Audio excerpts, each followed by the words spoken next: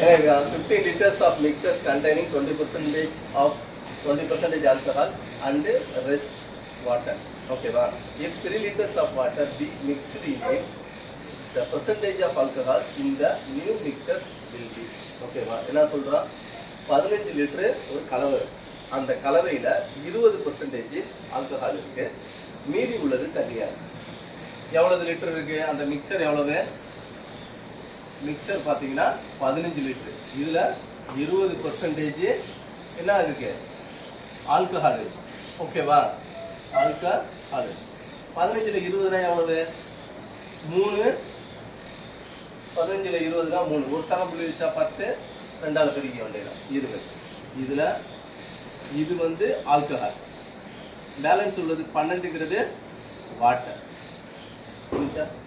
இதில் திரும்பி என்ன செய்யிருக்கான்? 3 லிட்டரு தண்ணியை கொண்டு வந்து கலக்கிறான். எதில் கலக்கிறான்? இந்த 12 லிட்டரு தண்ணியில். இதில் 3 லிட்டரை கலந்துட்டோம்னா பேலன்ஸு 15 லிட்டரு வாட்டர் ஆகிடும். 3 லிட்டர் ஆல்கஹாலு, 15 லிட்டரு வாட்டர். மொத்தமாக அந்த புது கலவையில் எவ்வளோ இருக்கும்? 15 லிட்டரு வாட்டர் இருக்கும், 3 லிட்டரு ஆல்கஹால் இருக்கும். மொத்தமாக 18 லிட்டர் இருக்கும்.